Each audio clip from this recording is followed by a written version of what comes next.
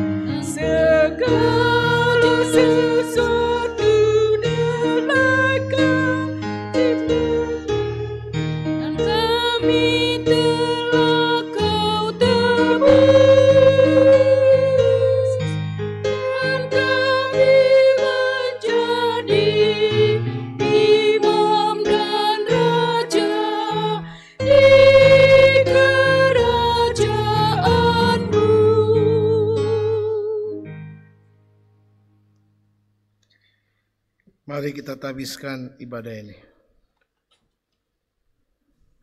Pertolongan kita adalah dalam nama Tuhan yang menjadikan langit dan bumi.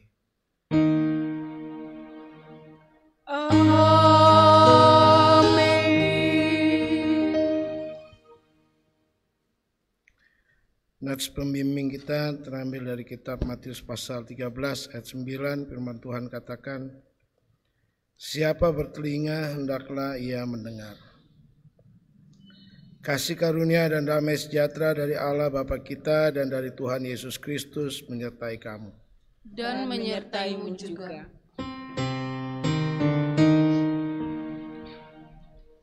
Besar dan ajaib segala karyamu, Allah yang Maha Kuasa.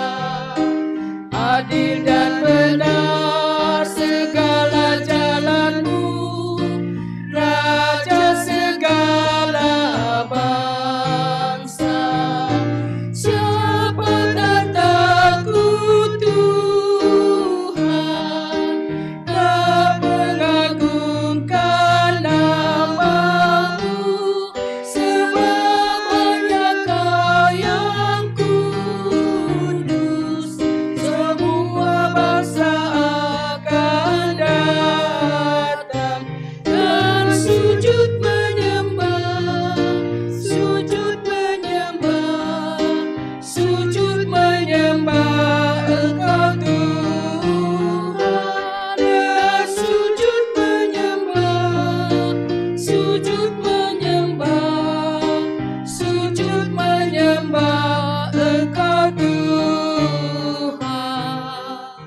Jemaat yang dikasihi Tuhan, mari kita mengaku segala dosa dan pelanggaran kita di hadapan Allah dalam kerapuhan kami, tersungkur di bawah kaki salib-Mu ya Tuhan. Bersehati, bergumuli keadaan kami saat ini, ketika beragam kerinduan agar pandemi COVID-19 ini segera berlalu. Ketika kami terlalu khawatir sehingga hanya memikirkan keselamatan pribadi, bahkan untuk mendoakan mereka yang dalam pergumulan pun sampai terlupakan, maka ampunilah kami. Jika kami hanya mementingkan diri sendiri sampai lupa bahwa Engkaulah Tuhan Sang Pemilik kehidupan, ampunilah kami ya Tuhan. Ya Tuhan, kami Yesus Kristus, dalam nama-Mu kami berdoa pada Bapa di surga. Amin. Meski tak layak diriku, tetapi karena darah-Mu dan karena Kau memanggilku, ku datang Yesus padamu.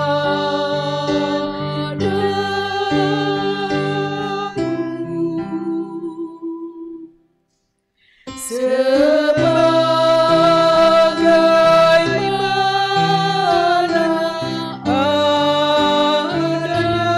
adanya, jiwaku sungguh bercela, darah-Mu lah pemasuknya, ku datang Tuhan padamu.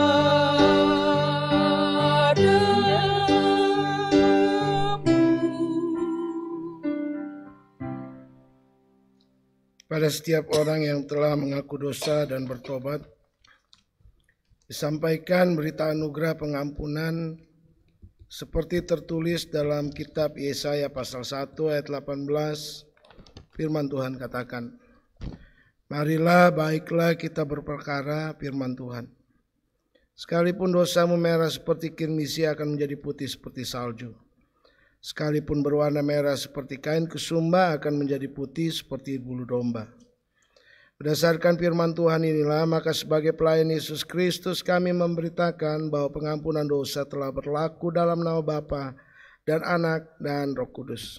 Syukur kepada Tuhan. Amin.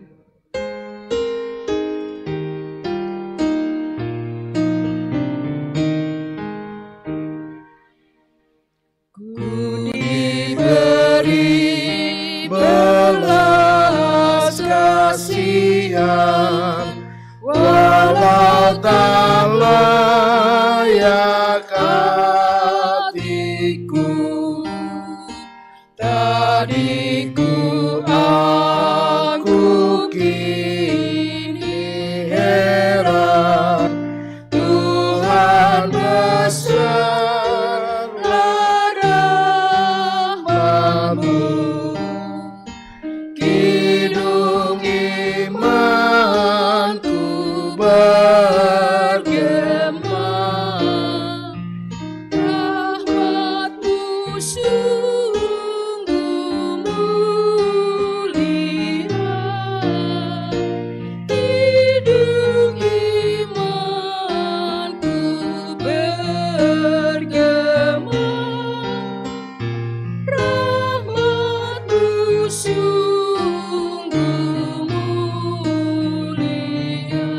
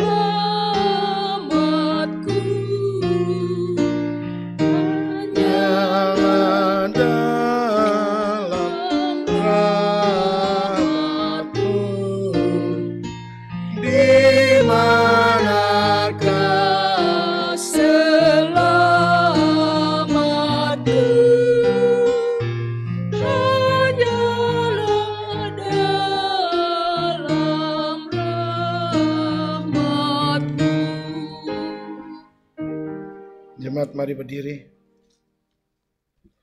untuk mendengar perintah hidup baru seperti tertulis dalam kitab Yesaya pasal 1 ayat 16 sampai 17. Firman Tuhan katakan, basuhlah, bersihkanlah dirimu, jauhkanlah perbuatan-perbuatanmu yang jahat dari depan mataku. Berhentilah berbuat jahat, belajarlah berbuat baik, usahakanlah keadilan, kendalikanlah orang kejam, belalah hak anak-anak yatim, perjuangkanlah perkara janda-janda. Roh Kudus penolong kita mewujudkan kemuliaan Allah dalam seluruh hidup dan kesaksian kita di dunia.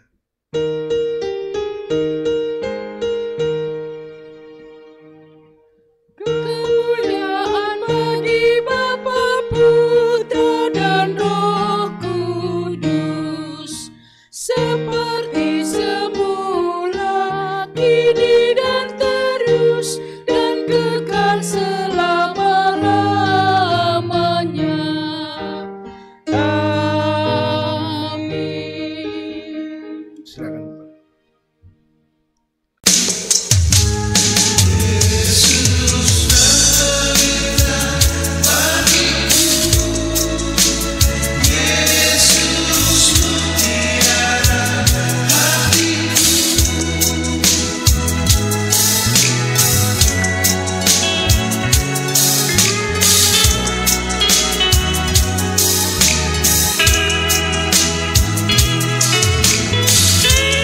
Hanya Tuhan yang tahu semuanya,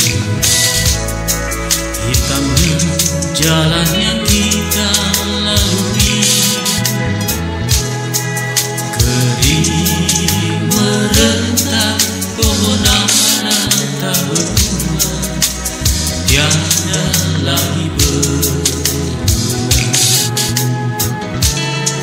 Hanya Tuhan yang dapat mengampuni, walau dosa merah bagai kirmisi, menjadi putih bagaikan salju. Tuhan memberkati. Yesus terang pelita hidupku, Yesus mutiara sanubariku, juru selamat permata hatiku, pelipur duka laku. Aku cinta padamu, oh Tuhan, aku rindu beladang kasih-Mu,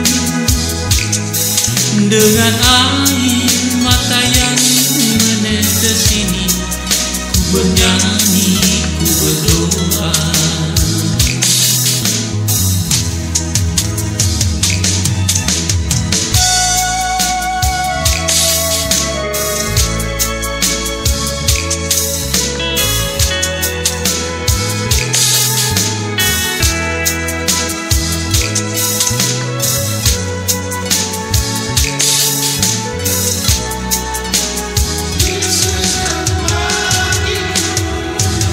Yesus terang pelita hidupku, Yesus mutiara sanubariku, juru selamat permata hatiku, pelipur duka laraku. Aku cinta padamu, oh Tuhan, aku rindu beladang kasih, dengan air mata yang menetes ini, ku bernyanyi, ku berdoa.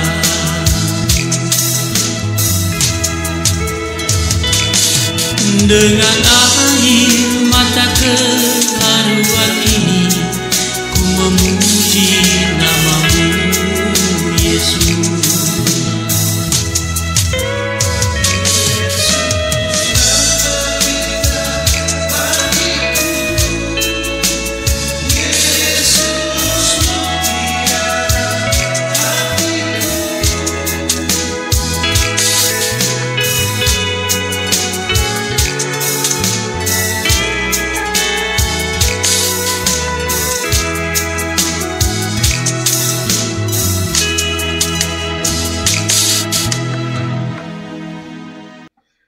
Bapak Ibu yang Yesus kasihi, minggu ini kita akan merenungkan firman Tuhan dari kitab Amsal pasal 23 ayatnya yang ke-12.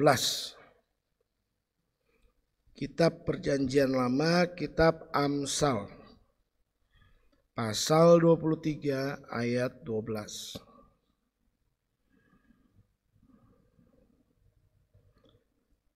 Sambil Bapak Ibu mempersiapkannya, mari kita mohon bimbingan Roh Kudus, kita berdoa.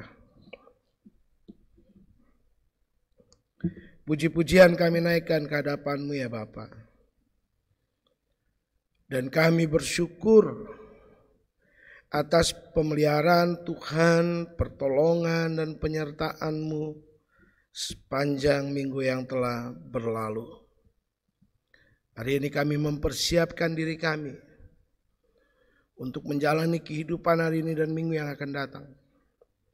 Tetapi kami ingin hidup kami terus-menerus semakin benar di hadapan-Mu.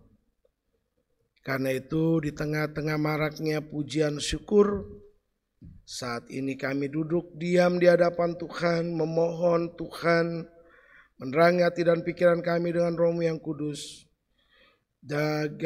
Dan biarlah Tuhan berbicara banyak agar ketika firman-Mu kami dengar, kami pahami. Karena itu ya Bapa, berbicaralah karena kami anak-anak-Mu siap mendengarkannya. Di dalam nama Putra-Mu Yesus Kristus, firman yang hidup, kami sambut sabda-Mu. Amin.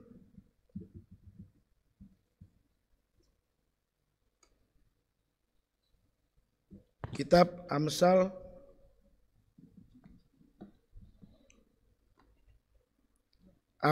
pasal 23. Kita akan baca nanti ayat yang ke-12. Bapak Ibu bisa membukanya di kitab Perjanjian Lama, kitab Amsal pasal 23. Kita akan membaca ayat 12. Bila Bapak Ibu sudah mendapatkannya, maka mari kita berdiri untuk mendengarkan firman Tuhan. Haleluya. Haleluya, haleluya, haleluya.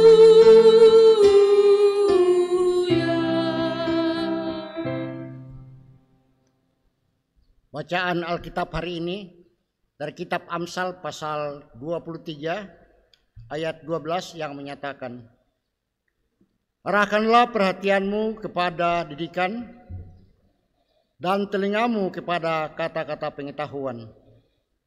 Demikian pembacaan Alkitab. Hendaklah firman Tuhan diam dengan segala kekayaan di dalam hatimu dan ucaplah syukur kepada Allah.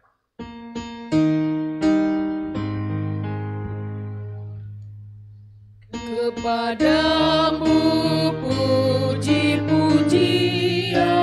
pada syukur dan segala kemuliaan, ya Bapa, Putra, Roh Kudus, sampai kekal abadi. Silakan kembali. Baik Bapak Ibu yang Yesus kasihi, kalau tadi kita di kitab Mazmur kita mendengarkan perintah bahwa untuk selalu mengingat didikan, kan gitu ya, bilangnya apa? Arahkanlah perhatianmu pada didikan dan telingamu kepada kata-kata pengetahuan. Mengarahkan pada didikan dan pengetahuan. Nah, untuk kita sekarang ini sedikit sulit memahami yang dimaksud didikan sama pengetahuan itu. Kalau kita berpikirnya dalam keadaan kita sekarang sebagai orang-orang tua atau sebagai anak atau sebagai satu keluarga di negeri ini. Tapi buat orang-orang Israel, ketika mereka berbicara tentang didikan dan pengetahuan, maka yang dimaksud adalah ajaran-ajaran untuk takut akan Tuhan. Dalam kitab Amsal pasal 1 ayat 7 dikatakan apa? Takut akan Tuhan adalah permulaan nikmat. Nah, kita lihat dari dasarnya di kitab Ulangan pasal 6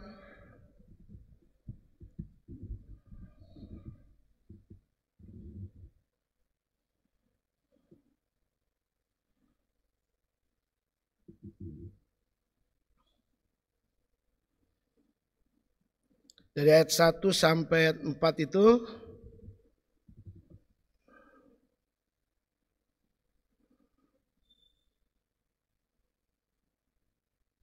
sampai 9 ya, saya bacain ya.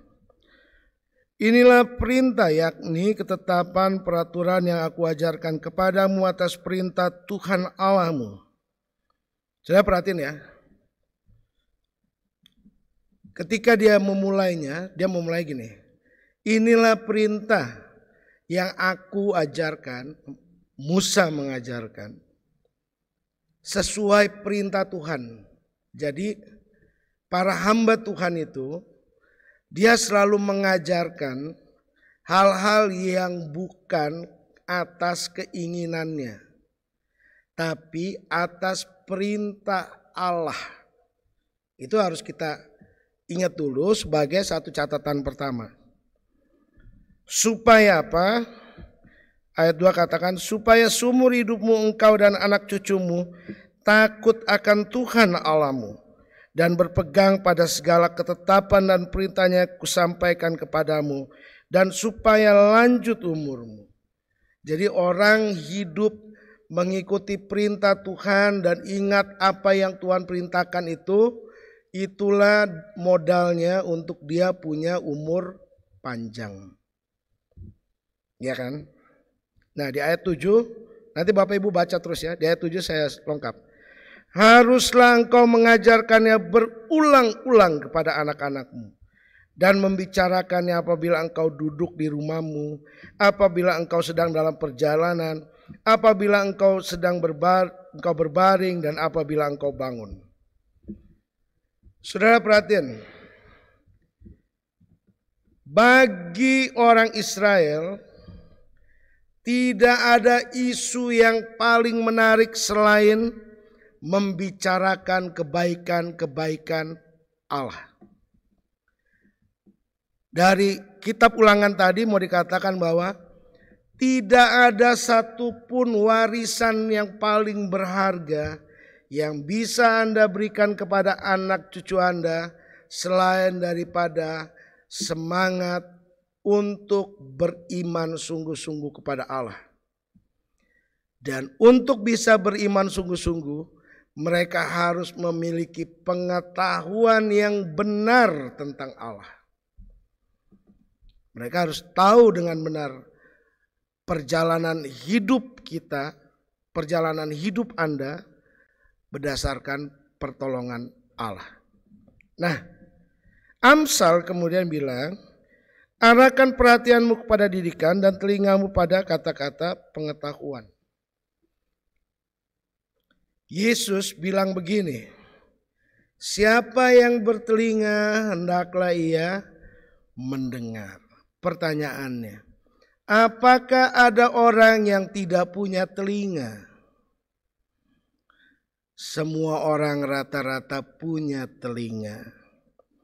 Tetapi masalahnya ada yang telinganya mau mendengar, ada yang telinganya kurang mendengar, ada yang tidak mau mendengar.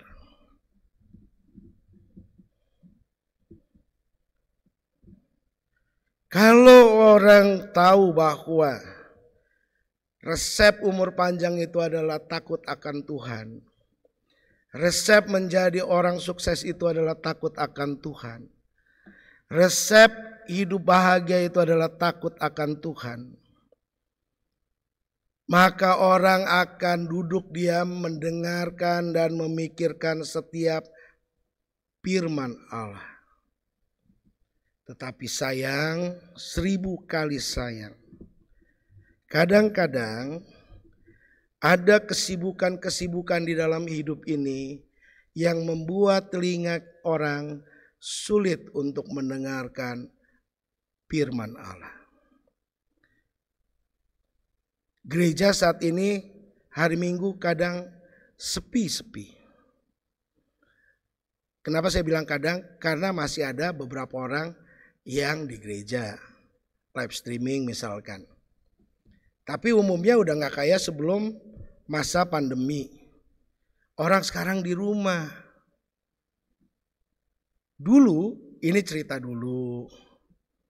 Dan ini ceritanya tidak usah dikasih tahu lokasi. Jangan ada yang berpikir macam-macam. Dulu, kalau saya pimpin ibadah, kadang kalau saya pimpin ibadah subuh-subuh, saya suka lihat ada orang duduk di pojok-pojok, lalu kemudian kepalanya ngedongak ke atas. Mulutnya sedikit terbuka dan dia tertidur lelap.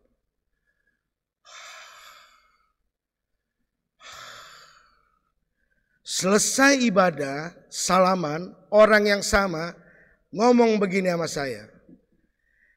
Terima kasih untuk firman-Nya Pak Pendeta. Dalam hati saya, dengar apa orang dia tidur. Coba saudara bayangin.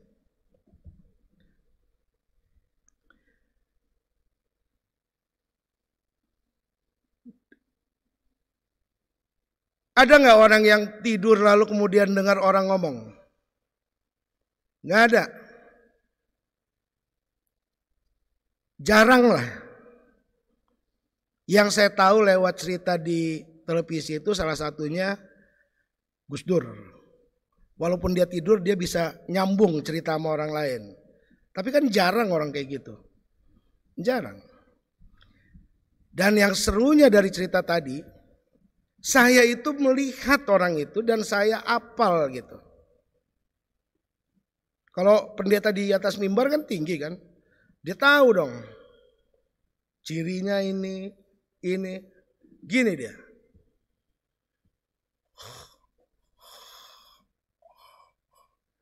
Sampai habis doa syafaat. Keluarnya dia bisa bilangnya, terima kasih untuk firman-Nya Pak Pendeta, Tuhan memberkati.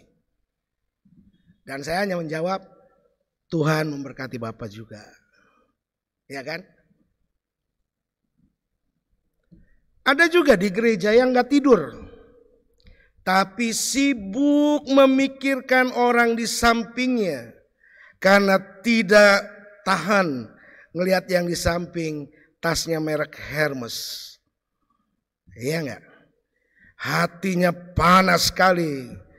Dia lihat dari mana dia bisa beli barang ini. Janjian dia ngutang dan lain sebagainya. Dan ketika kemudian dia sadar-sadar, ternyata orang udah pada bangun untuk pulang. Bagaimana orang bisa mendengarkan, mengingat apa yang Tuhan katakan? Ada juga orang yang sibuk.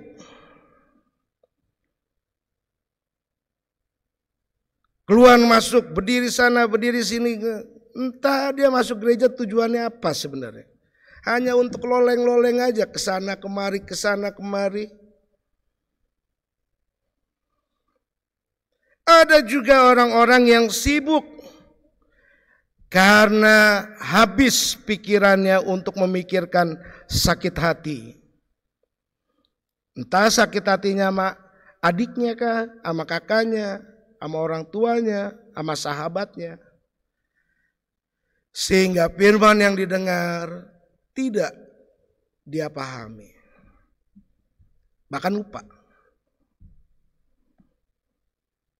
Apalagi kalau pendetanya khotbahnya udah saudara-saudara yang Yesus kasihi. Tertidurlah mereka nyenyak-nyenyak di sana. Dan ketika pulang dengan sedikit basa-basi dibilang Tuhan memberkati. Itu basa-basi ya enggak? Basa-basi. Walaupun mungkin tulis juga, tapi dia sendiri tidak merenungkan firman Allah. Saudara, bukan karena kecapean orang kemudian tidak bisa fokus pada Allah. Tapi karena orang terlalu memikirkan kepentingan dirinya sendiri. Orang terlalu memikirkan kepentingan diri sendiri sampai dia tidak mendengarkan kata-kata Allah kepada dirinya.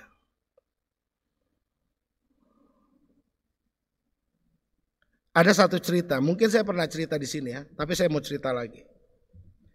Pada satu kali, ada satu biara, di dalam biara itu ada beberapa pendeta, dan semua pendeta setiap hari sibuk, karena mereka harus berdoa untuk yang ini, menjawab pergumulan yang ini, mendengarkan masalah si ini, dan lain sebagainya.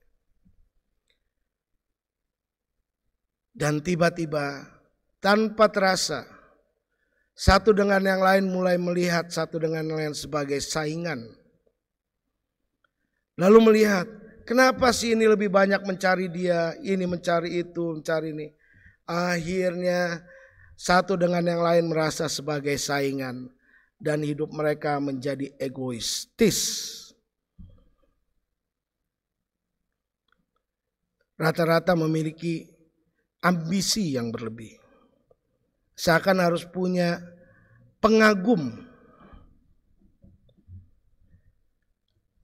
Karena kehidupan para pendetanya udah gak harmonis, lama-lama orang tidak lagi datang ke sana. Lalu sepilah biara itu. Cerita ini sampailah kepada pemimpin di pusat. Lalu datanglah pendeta ketua.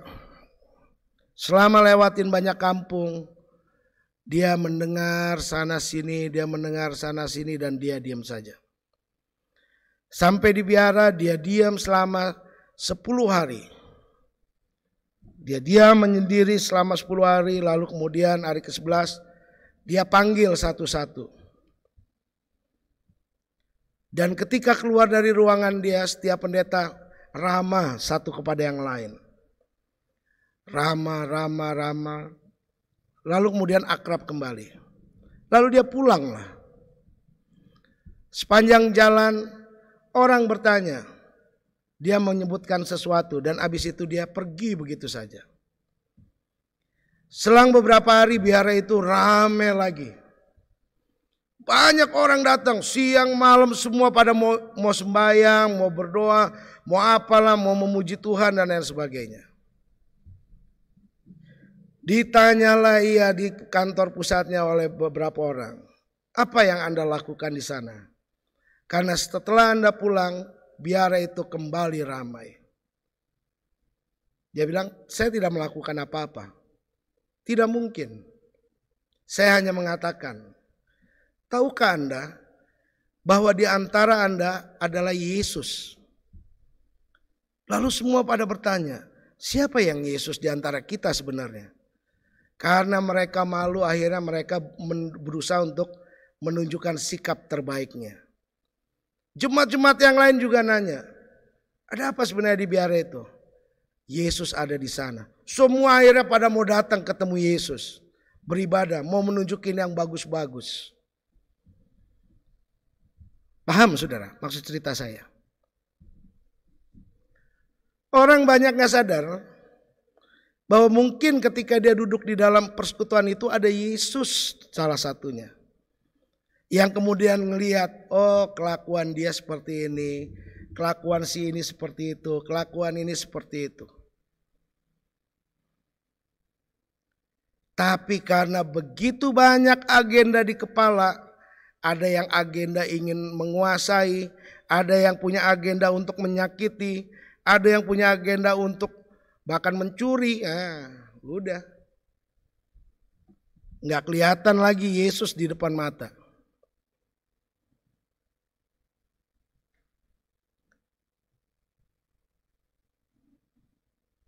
Sama seperti cerita siapa? Sudah tahu nggak? Ada orang yang ngobrol sama Tuhan Yesus, tapi dia tidak pernah sadar dia ngobrol sama Tuhan Yesus. Tahu? Mau saya kasih tahu? Saya kasih tahu ya. Bapak Ibu enak ya, saya kasih tahu terus. Kita buka kitab Lukas pasal 24. Ini orang-orang yang jalan sama Yesus tapi nggak kenal Yesus. Lengkapnya Bapak Ibu baca sendiri ya. Yesus menampakkan diri di jalan ke Emmaus. Ada 2 orang murid. Nanti baca Alkitabnya ya, saya jelasin dulu. Waktu Yesus ditangkap dan disalib, murid-murid ini semua kabur. Ada yang kabur ke Samarinda lah, misalkan. Ada yang kabur ke Loulung lah, contohnya. Ada yang ngumpet mungkin di Jahab, ya kan? Ada yang ngumpet di mana? Di Sangatta, kabur mereka semua. Kalau mereka nggak kabur, mereka takut ditangkap, lalu kemudian dibunuh. Kabur mereka.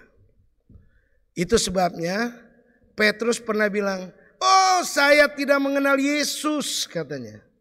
"Kamu salah melihat saya. Saya tidak kenal Yesus." Karena Petrus takut jadi korban. Dia lihat, waduh, Yesus kayak giniin, mati kita semua yang pernah dekat sama Yesus. Dulu aja sombong-sombongnya enggak. Siapa yang terbesar di antara kita guru? Saya kah? Saya kah? Pas Yesus ditangkap semua kabur.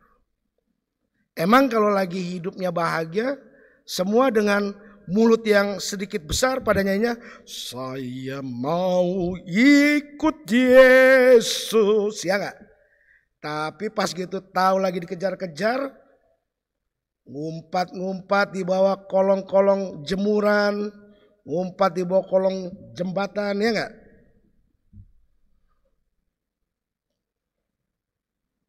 Tapi kalau lagi damai-damai bahagia, semuanya. Walaupun susah dan berat jalannya, saya mau iring Yesus sampai selama-lamanya. Hujan besar nggak mau datang kebaktian, ya nggak? Penipu-penipu. Saya mau iring Yesus sampai walaupun mesti susah dan menderita dalam susah. Ayo kita tabungan untuk beliin untuk gereja. Nggak ada uang lah, uang habis lah, ya nggak? Simpan aja uang. Orang-orang kayak gini mau memuliakan Tuhan, mau jadi pewarta Injil sampai ke seluruh dunia. Dari sini ke depan aja nggak mau modal, mau ke seluruh dunia, mabok itu namanya ngomongnya, ya nggak? Jangan terlalu berhayal gitu. Kalau orang nggak mau rugi untuk Tuhan, jangan pernah dia mewartakan Injil sampai ke seluruh dunia. Itu namanya menghayal itu. Tapi orang nggak tahu bahwa di depan mata dia ada Yesus. Mereka dibutakan. 2 murid ini dibutakan dengan kesedihan dan ketakutan. Mereka tidak tahu bahwa berjalan dengan Yesus. Tidak tahu.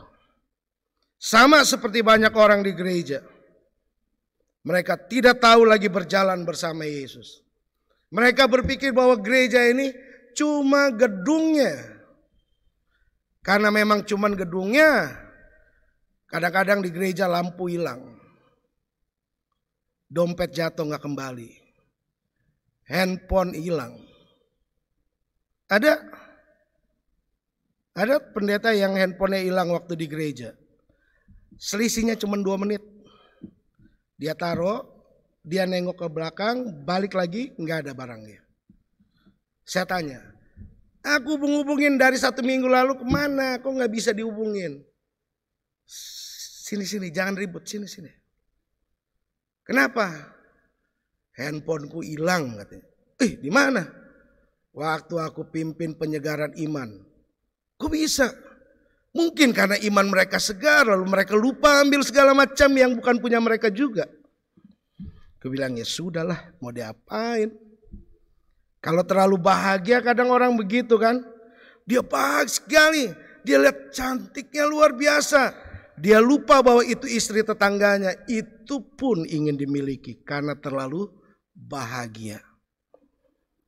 Karena sering pergi pelayanan berdua, lalu merasakan indahnya berkebersamaan, dan dia lupa yang jalan ini suami orang. Dia pun pengen memiliki. Terjadi gak di gereja perselingkuhan? Enggak, tapi yang ketahuan banyak juga, ya enggak? Jadi seru-seru juga kita ngomongnya. Kenapa demikian? Karena orang tidak tahu mereka berjalan dengan Kristus Yesus. Tidak tahu. Dua murid yang berjalan ke Emmaus tidak sadar bahwa yang berjalan bersama mereka adalah Yesus, Tuhan dan Juru Selamat mereka. Saking tidak sadarnya mereka bertanya, adakah engkau satu-satunya orang asing di Yerusalem yang tidak tahu apa yang terjadi di situ pada hari-hari belakangan ini? Ayat 18. Saudara, dimulai dari ambisi untuk diri sendiri. Hawa kemudian melanggar perintah Allah. Kenapa? Karena ambisi yang ada di dalam diri Hawa adalah menjadi serupa, kata orang Batak, sarupa dengan Allah. Akhirnya dia makanlah buah mangga golek. Salah. Buah yang terlarang maksudnya. Orang Israel walaupun udah melihat mujizat 1000 di depan matanya, tetap aja melawan. Banyak juga orang Kristen seperti itu. Udah melihat banyak mujizat di dalam hidupnya, apakah kemudian menjadi orang-orang yang mau hidup kudus di hadapan Allah? Ada juga, tapi ada juga yang tetap menjadi orang-orang, aku masih seperti yang dulu. Ya enggak? Tetap jahat maksudnya. Ada yang membaca firman Tuhan hanya untuk mengisi waktu. Karena mau baca apa lagi, udah capek. Baca lewat internet, kuota habis. Ya enggak?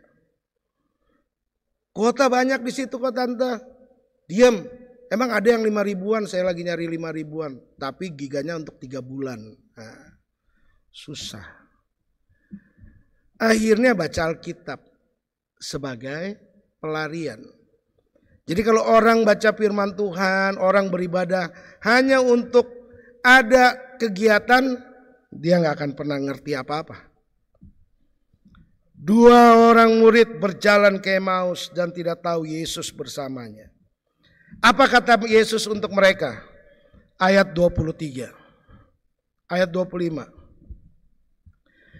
Lalu ia berkata kepada mereka, hai kamu orang bodoh, betapa lambannya hatimu, sehingga kamu tidak percaya segala sesuatu yang telah dikatakan para nabi. Saudara, firman Allah menjadi tidak ada artinya ketika orang tidak percaya pada perkataan para hambanya. Apa yang mau diingat dari didikan dan pengetahuan dapat dari mana? Kalau bukan dari firman Allah. Siapa yang menyampaikan firman itu? Para hambanya. Para nabinya. para rasulnya. Ketika orang menganggap enteng setiap perkataan firman Tuhan, maka dia menjadi orang-orang yang bodoh. Jadi orang yang bodoh. Orang bodoh itu lama merespon dan lama mau memberikan sikap. Karena dia tidak memahami harus bagaimana.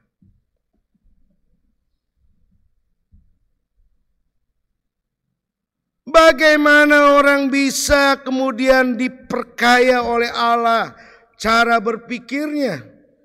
Kalau dia masuk ke gereja, dia sibuk ngurusin hidup orang lain.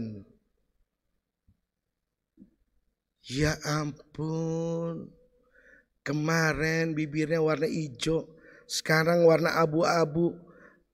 Ya ampun, tadi pagi warnanya merah, sekarang udah loreng warna lipstiknya. Ngapain pusing sama orang kan gitu. Kita pusing sama orang itu ketika aduh, dia udah dalam kondisi kayak gitu gak ada uang. Gimana caranya kita tolong dia? Itu baru betul kan ya gak? Tapi kalau setiap orang punya apa-apa pusing gitu, demam, sakit hati, ya udahlah. Mau apa lagi? Bapak Ibu yang Yesus kasihi, takut akan Tuhan adalah sumber pengetahuan, sumber hikmat. Salomo berbicara seperti itu karena dia udah membuktikannya. Dan firman Tuhan hari ini mau menegaskan kepada kita. Jangan pernah abaikan setiap perkataan Allah. Setiap orang yang mendengar firman Allah hendaklah ia mendengar. Artinya apa? Hendaklah ia bertobat. Bukan sekedar dengar, tapi bertobat. Supaya kita kemudian tahu bahwa perjalanan hidup kita ini selalu ditemani Kristus. Yesus tidak pernah membiarkan kita berjalan sendiri dalam dunia ini. Dia ada di sekitar kita. Dia melihat kita dengan jelas. Dia tahu setiap pergumulan dan kesusahan hidup kita. Dia tidak akan membiarkan kita seorang diri. Tapi kita harus percaya kepada setiap perkataannya. Kita harus percaya bahwa hidup ini akan kita miliki bukan karena roti saja, tetapi setiap firman yang keluar dari mulut Allah. Saudara, kalau Allah berjanji maka dia pasti akan menepatinya.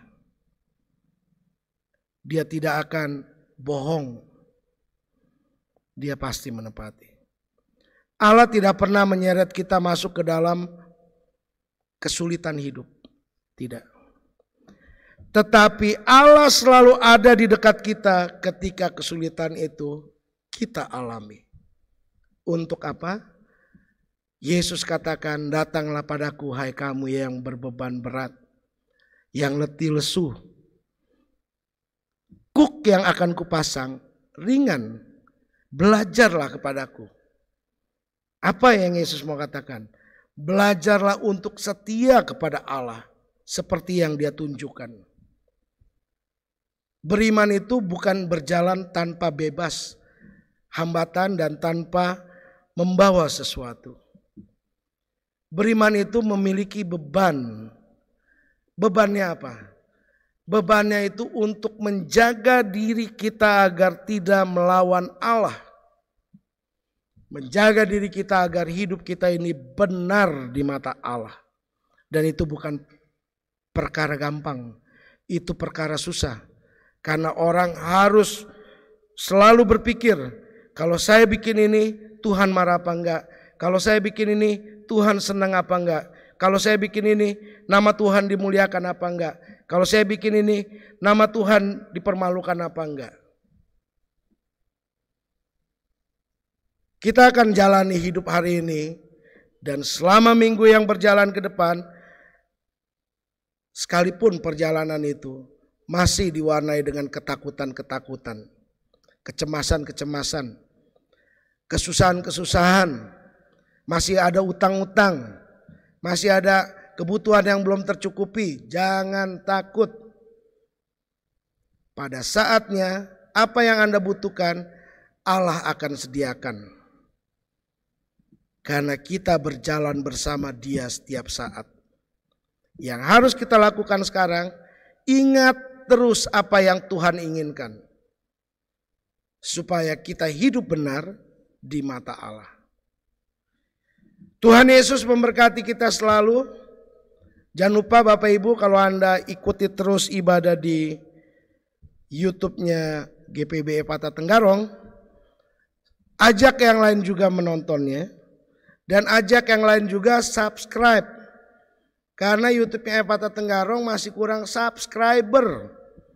Like lonceng, bagikan kepada banyak orang. Ya, Tuhan memberkati kita semua. Amin.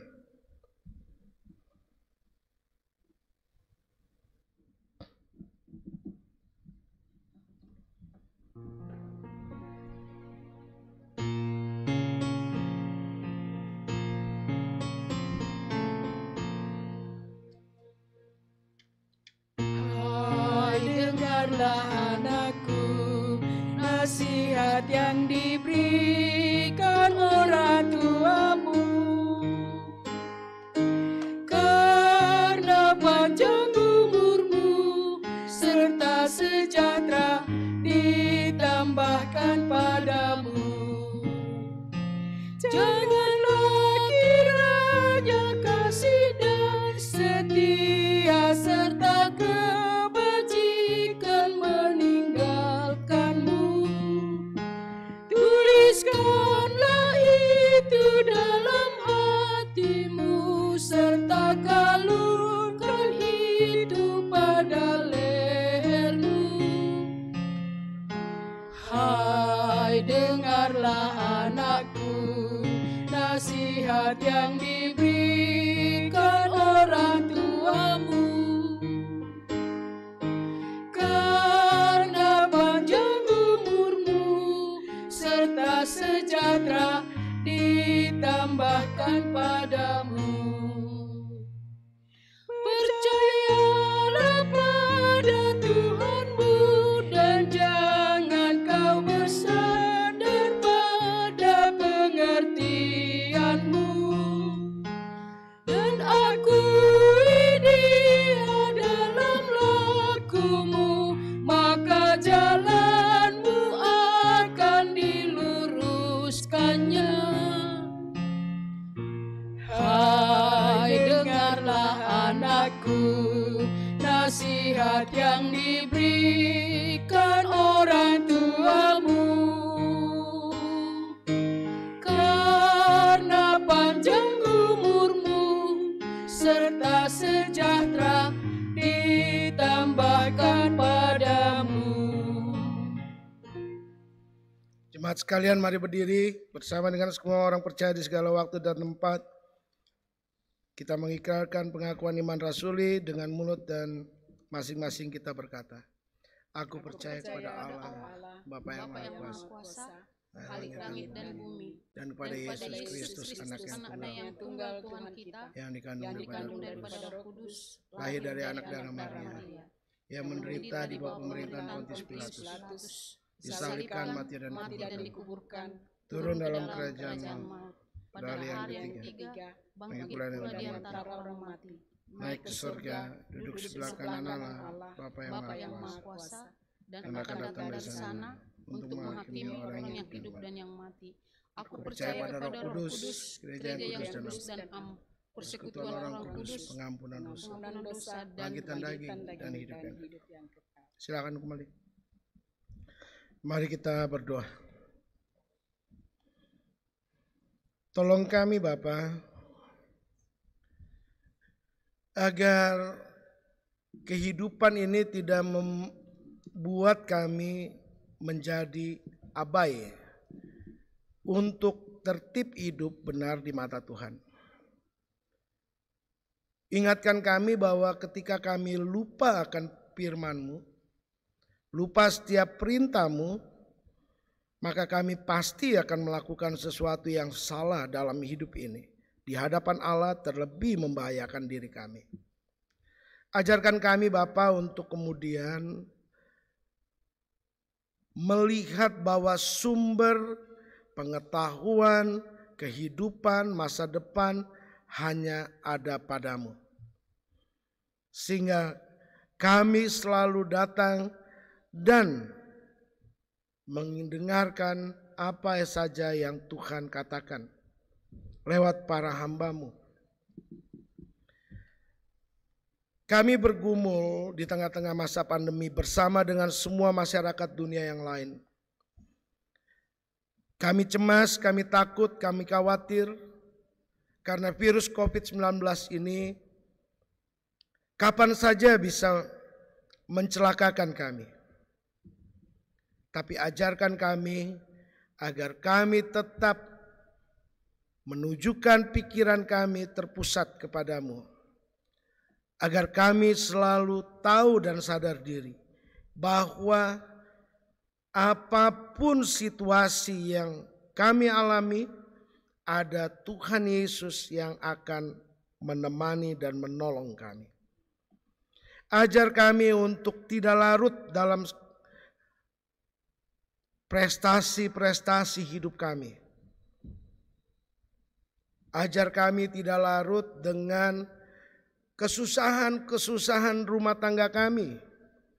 Ajar kami untuk tidak larut di tengah-tengah pergumulan-pergumulan hidup kami. Agar kami tidak mengabaikan kehadiran-Mu di dalam hidup ini. Bapa, terima kasih untuk pertolongan Tuhan di minggu yang berjalan. Dan terima kasih atas campur tangan Tuhan sehingga di masa-masa yang susah ini kami tetap bisa mewartakan Injil-Mu, bahkan menembus tembok-tembok dinding gereja kami. Tersiar di mana-mana. Biarlah firman-Mu boleh didengar banyak orang. Dan biarlah banyak orang juga yang bertobat dan hidup seperti yang Tuhan mau. Agar kami semua boleh memuliakan nama-Mu. Seluruh pewartaan firman Tuhan di minggu ini biarlah Tuhan berkati. Agar umat-Mu boleh hidup dalam semangat takut akan Tuhan. Dan terus memegang setiap perintah Allah dalam hidup ini.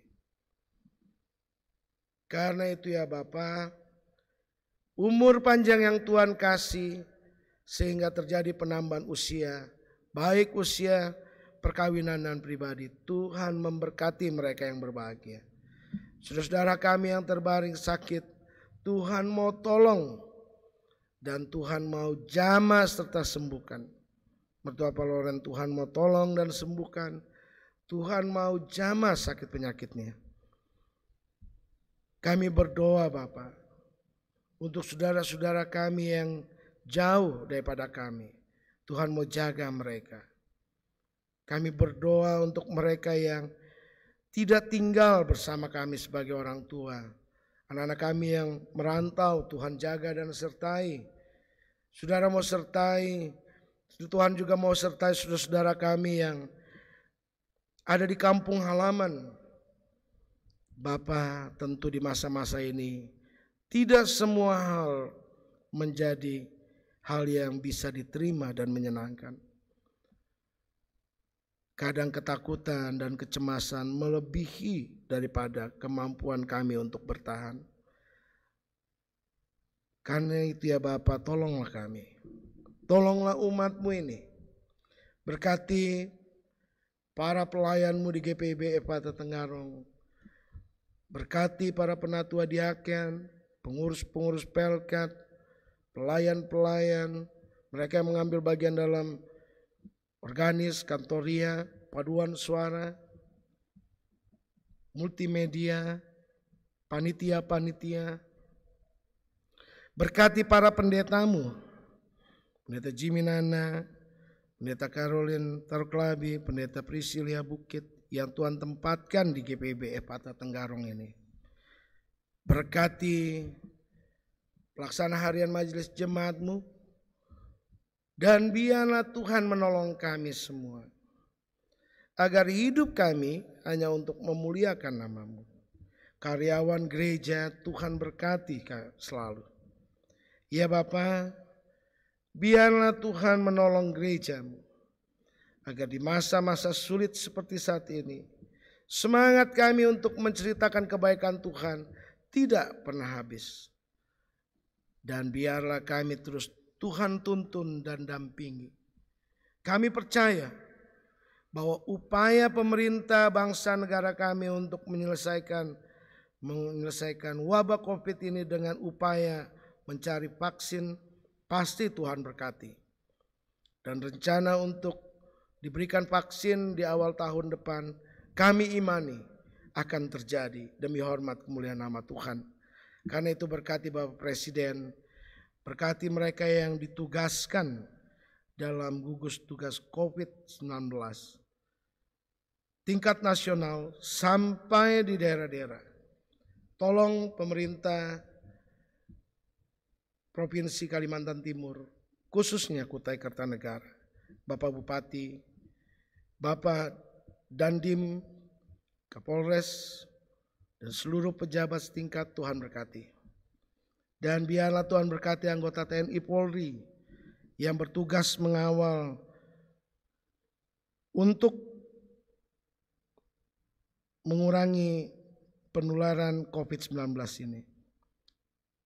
Menjaga setiap orang untuk taat aturan, biarlah Tuhan tolong selalu. Bapa dalam sorga, biarlah dalam kasih setiamu dan pemeliharaanmu, kami boleh hidup benar di mata Tuhan, sehingga kami boleh bersaksi memuliakan nama-Mu. Inilah seluruh rangkaian syafaat kami Bapa, yang kami naikkan hanya di dalam nama Putra-Mu Yesus Kristus, Tuhan dan Juru Selamat, yang telah mengajar kami berdoa bersama. Bapa kami dalam surga,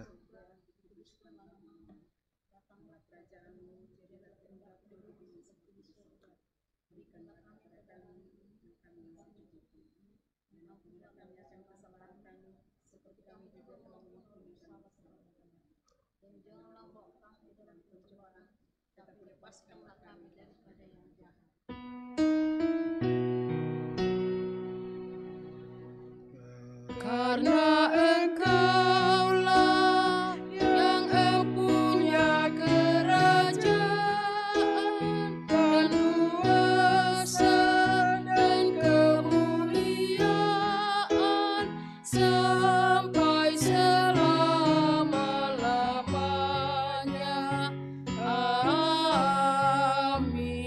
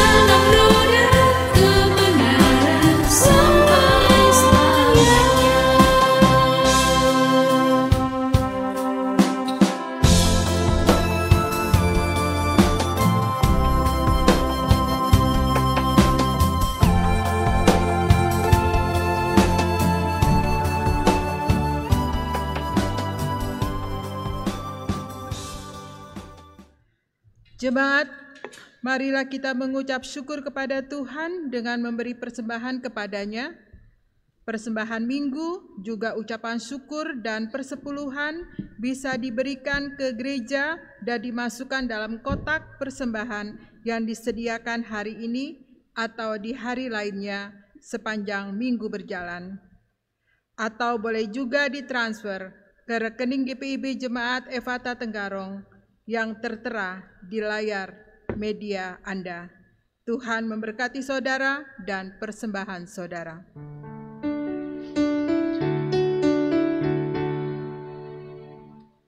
Mari bawa persembahan kepada Tuhanmu dengan hati sukacita, bersyukur padanya. Tuhan sudah mencurahkan kasih-Nya padamu.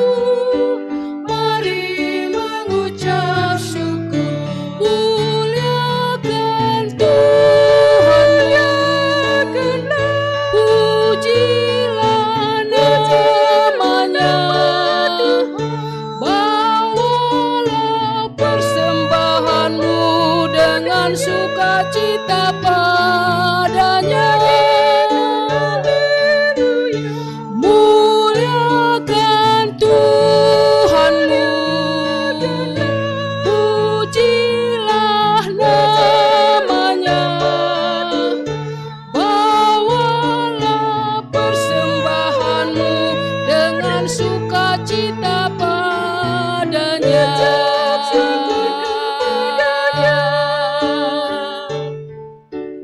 Jemaat dipersilakan untuk memberikan persembahan.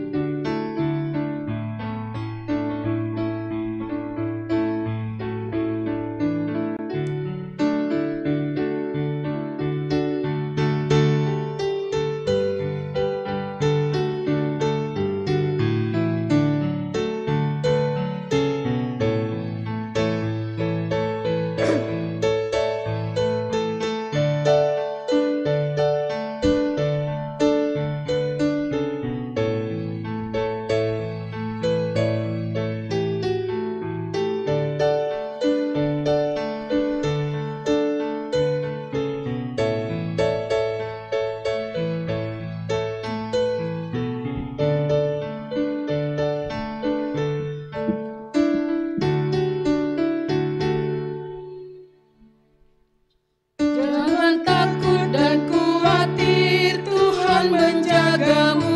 Kau tak akan kekurangan di dalam hidupmu. Apapun yang kau butuhkan diberikan Tuhanmu.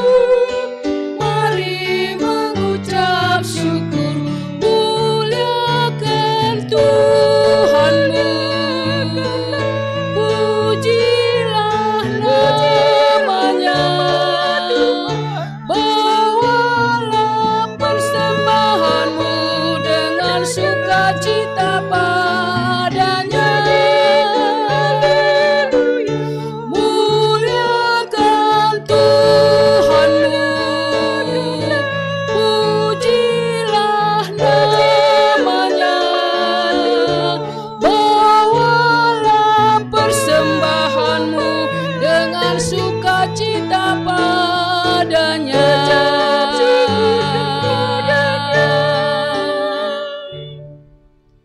Jemaat silakan berdiri dan kita berdoa untuk persembahan kita. Ya Tuhan Allah kami bersyukur di tengah ketidakpastian karena goncangan pandemi COVID-19. Engkau pelihara anak-anak-Mu, Engkau beri kami rejeki dan boleh berbagi.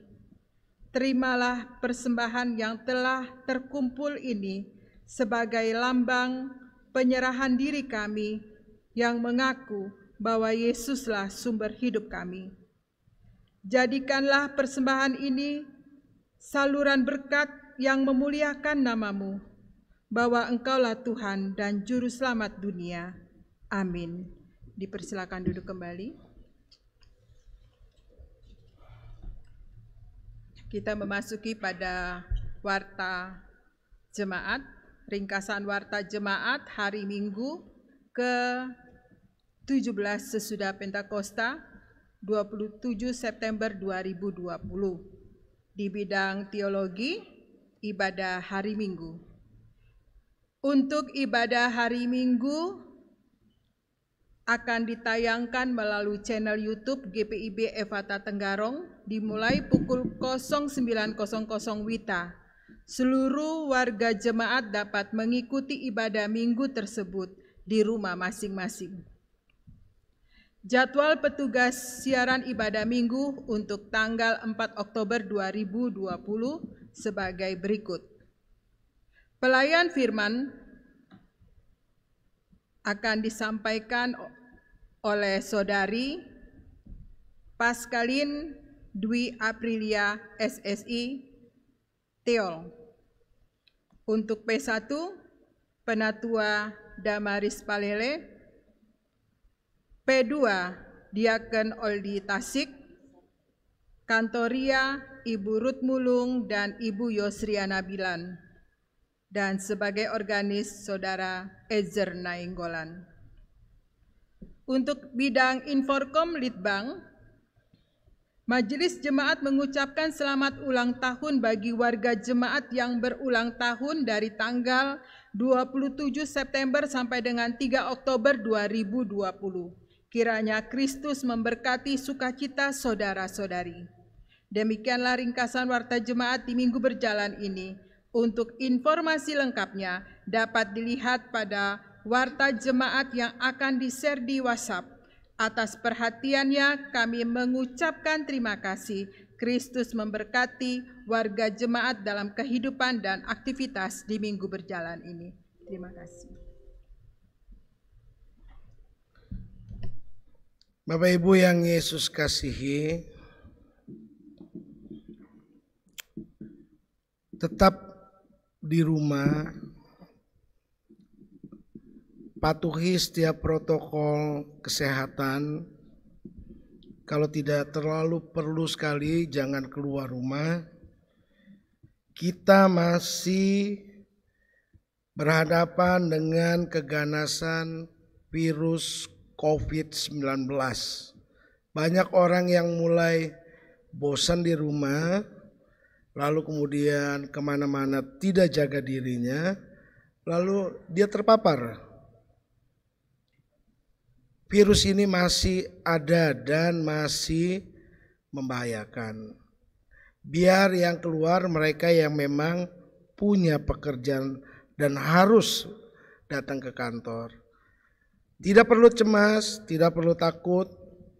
Memang situasi ini menakutkan, tapi tidak usah cemas dan tidak usah takut. Saya ingin saudara ingat ini baik-baik.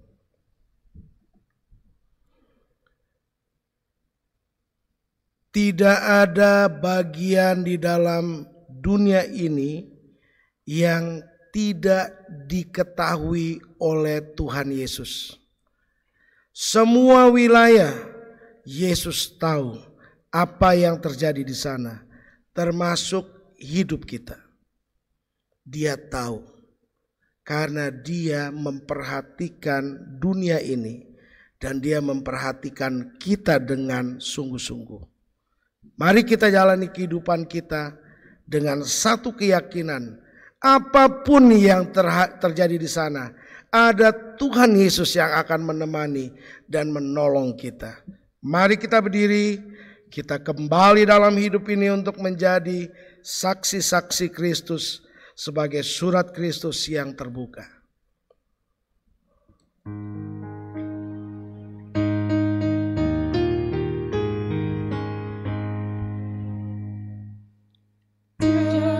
Kamu takut, Tuhan adalah. Jika Ia hadir, badai pun reda. Di tengah cobaan, Dia kau pegang. Oleh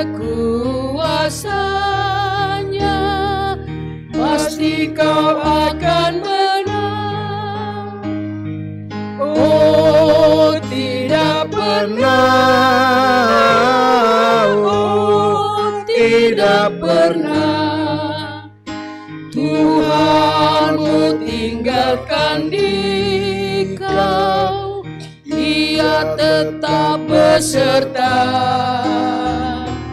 Oh, tidak pernah, oh, tidak pernah Tuhanmu tinggalkan dikau, Dia tetap beserta. Walau badai topan harus kau tempuh, walau kesusahan pengalamanmu, namun janji Tuhan manis bunyinya. Janganlah kau takut, aku tetap beserta. Oh, tidak pernah, oh, tidak pernah Tuhanmu tinggalkan dikau, Dia tetap beserta. Oh, tidak pernah, oh, tidak pernah Tuhanmu tinggalkan dikau, Dia tetap beserta. Arahkanlah hati dan pikiranmu pada Allah serta terimalah berkat-Nya. Tuhan memberkati engkau dan melindungi engkau. Tuhan menyinari engkau dengan wajah-Nya dan memberi engkau kasih karunia. Tuhan menghadapkan wajah-Nya kepadamu dan memberi engkau damai sejahtera.